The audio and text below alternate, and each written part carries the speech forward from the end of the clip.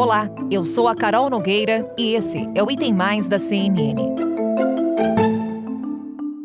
O Brasil decidiu realizar em formato virtual a cúpula do Mercosul na próxima sexta-feira. Até então, a ideia era que o encontro entre os presidentes dos países do bloco fosse presencial em Brasília. Mas a identificação da variante Ômicron do coronavírus no país teria mudado os planos.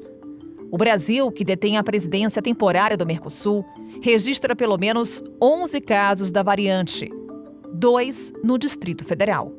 O Mercosul enfrenta uma das piores crises desde sua criação. Os países do bloco têm posições divergentes em vários assuntos, inclusive sobre a tarifa externa comum, que tem impacto nas negociações comerciais com outros atores internacionais. O Uruguai chegou a anunciar que começaria a negociar acordos comerciais sozinho, contrariando uma norma instituída pelo bloco. Os integrantes do Mercosul devem ter o consentimento dos demais parceiros para selar negociações com outros países. A divisão interna do bloco reforça as preocupações com o futuro do Mercosul. Além de conciliar os diferentes interesses comerciais, os parceiros sul-americanos também encaram o desafio de encontrar um caminho de cooperação regional, mesmo com profundas diferenças políticas. Sobre a cúpula do Mercosul, os desafios, o futuro do bloco, conversamos agora com o Carlos Gustavo Poggio.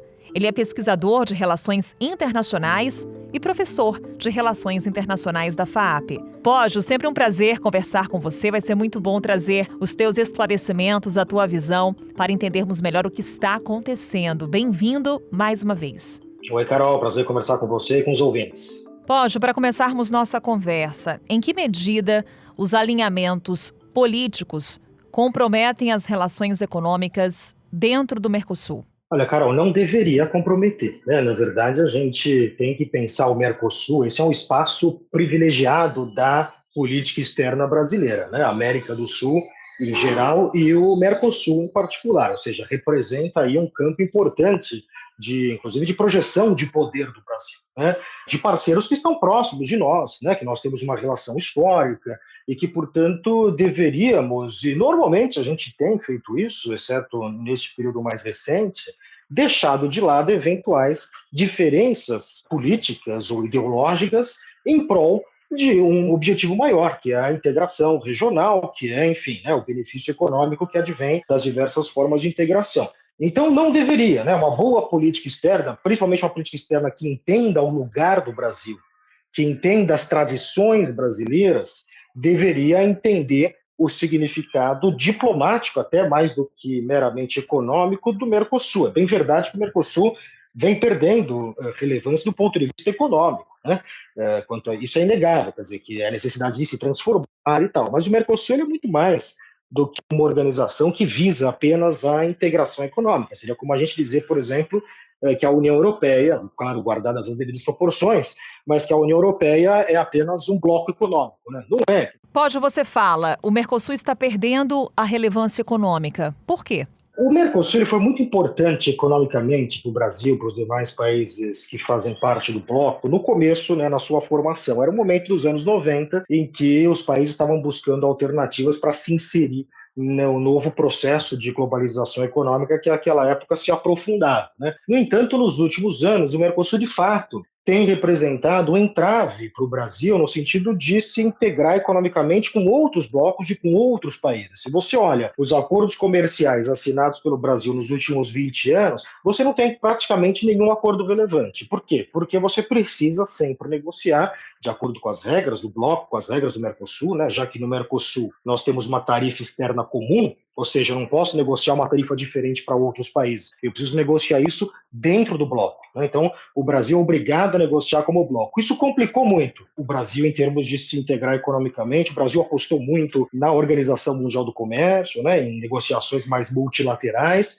e isso acabou não se provando eficaz, essa estratégia, né? O OMC avançou muito pouco também numa série de pautas. Acabou sendo uma aposta arriscada do Brasil. Recentemente tivemos aí o acordo Mercosul-União Europeia. Esse sim seria um grande momento para o Mercosul. Momento importante, fundamental para avançar um grande acordo, provavelmente o maior, um dos maiores acordos que a União Europeia tem com outros blocos econômicos, né?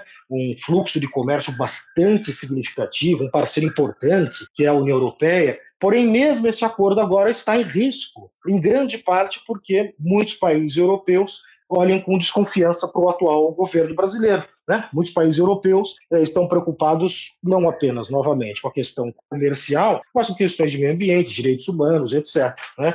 E se o Brasil acha que o acordo é uma União Europeia, é um acordo que está meramente ligado ao campo econômico, isso é um grande equívoco, porque não é assim mais nas sociedades europeias. Né? Há uma demanda do cidadão europeu para acordos econômicos, para outros tipos de negociação que envolvam essas pautas não econômicas. Então, mesmo quando a gente tem essa grande oportunidade, né, que é se integrar com a União Europeia, os problemas políticos acabam sendo um entrave. Esse acordo de associação da União Europeia com o Mercosul foi assinado em 2019, Poggio, depois de 20 anos de negociação. Você traz para a gente essa informação de que ele não entrou em vigor devido à desconfiança das ações do governo aqui no Brasil. Então, como restabelecer essa confiança? Esse acordo sai, ele entra em vigor, Poggio, na sua avaliação? O acordo foi assinado e agora, para ele entrar em vigor, ele precisa ser aprovado pelos respectivos parlamentos, o que inclui, primeiro, dentro de toda a burocracia da União Europeia, mas também inclui os parlamentos nacionais dos países que são parte da União Europeia. E muitos desses países, alguns deles até já têm uma tendência protecionista, encontram, às vezes, nesse discurso a desculpa, porque o Brasil tem dado, de fato, uma desculpa muito fácil para esses países, que é a questão ambiental, né? Que a gente não tem tido um cuidado muito claro nessa questão. Né? O atual governo não tem tratado essa questão com o devido cuidado, pelo menos é essa imagem que fica para os demais países. Então, neste momento, na conjuntura atual, eu vejo como muito complicado qualquer tipo de avanço. Existe uma má vontade muito grande na Europa, derivada das ações do presidente brasileiro, seja as ações na questão do meio ambiente e direitos humanos, mas também nas relações bilaterais. Né? Você não via muito o Bolsonaro elogiando o Macron, ou a Angela Merkel, ou outros líderes europeus. Pelo contrário, né? O que nós vimos foi algumas ações até bastante não diplomáticas, né, para dizer o mínimo, por parte do presidente brasileiro. E isso, claro, gera uma má vontade nas capitais europeias. Né? Então a gente tem enfrentado esta má vontade na forma como esses países olham para o Brasil, o que nos leva a concluir que, ao olhar a conjuntura política atual, nós teremos muitas dificuldades de avançar nessa negociação no curto prazo. E aí temos no Mercosul o caso específico do Uruguai, Poggio, que anunciou que firmaria acordos comerciais sozinho. Por que esses conflitos econômicos com o Uruguai, Poggio? O que explica essa iniciativa por parte do país? O Uruguai também, assim como o Brasil, Argentina, o Paraguai, nós todos estamos atrelados ao Mercosul para fazer negociações externas. O Uruguai, na verdade, quando declara que vai negociar sozinho ou vai tentar uma negociação com a China, né, ele está, na verdade, anunciando, se ele de fato levar isso a cabo, uma saída do Mercosul. Né? Não há como ele permanecer no Mercosul, as duas coisas são contraditórias. Né? Você não consegue permanecer no Mercosul e assinar um acordo comercial à parte. O que me leva a concluir que talvez isso tenha sido um blefe do presidente uruguaio para tentar forçar algumas mudanças. O Uruguai tem lutado muito para forçar algumas mudanças no sentido de flexibilizar o Mercosul. Eu acho que essa é uma discussão saudável. Né? O Brasil, de fato, precisa. O Mercosul está precisando de uma renovação. Ele cumpriu uma função importante lá nos anos 90, do ponto de vista